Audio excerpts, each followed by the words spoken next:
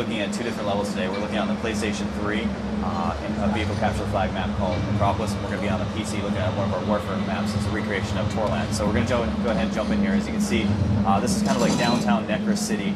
There's one of the bad guys in the game. It's very organic and kind of almost a little bit evil looking. You can see the tentacles coming down and filtering into the buildings there. So we're going to just look at some of the weapons and vehicles here.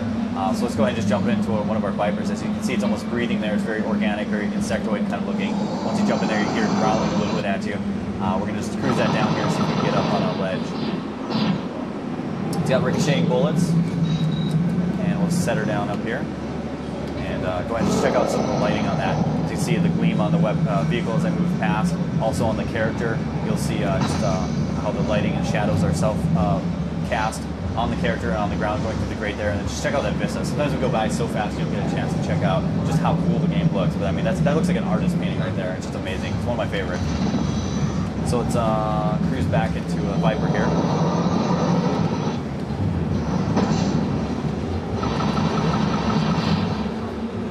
Now, one of the cool things about this is you can actually take it up, deploy it, and send it as a shooting missile into any guy's craft vehicles, and does a lot of damage. Let's go back over here. We're going to look at a Scavenger. It's an energy-based vehicle. It's got, as you can see, it's very non-traditional. It's got tentacles. It's actually not connecting to the vehicle there, so it's kind of cool as it pulls itself along. We're going to go ahead and jump. It also has a jump ability, so it can actually jump up to get advantage when you get the drop on the enemy. Now, if there was a guy running down here, we can actually jump, pull those in, roll over them, or even pull them back out and do a little spin attack when we get close to them. So it's a very light vehicle, so you don't want to take a lot of damage, but it's a lot of fun to be able to drive that guy around. One of the weapons we just passed here on the ledge is called our Redeemer. This is basically our BFG of the game. It's the portable nuke. So I don't have a 6-axis enabled, but I would be able to direct this camera view using that, and I can fly it around. As you can see, everybody's going to be able to feel this in the map, and it's an enormous blast that just takes out everybody within its range.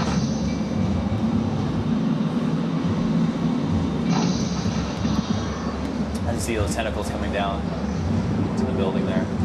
Just got a great ambience to this level. Now, one of our other vehicles shown off here today is our stealth and support vehicle. It's called the Nightshade. As you can see, it's going with the insect sort of theme that almost looks like a fly or a beetle. When we jump into it, it's cloaking itself.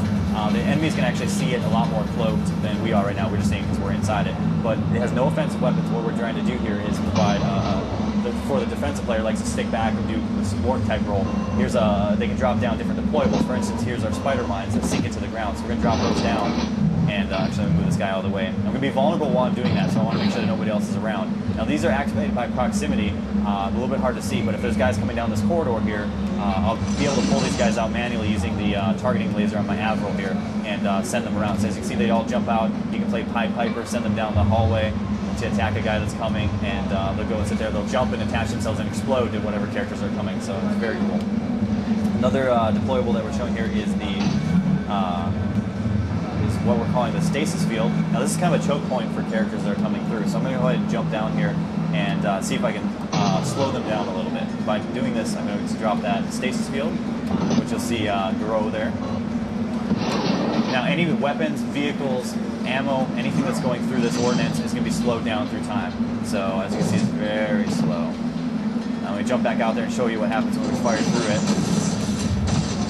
So this is going to slow down the enemy. You can sit back and get a few pot shots off at them.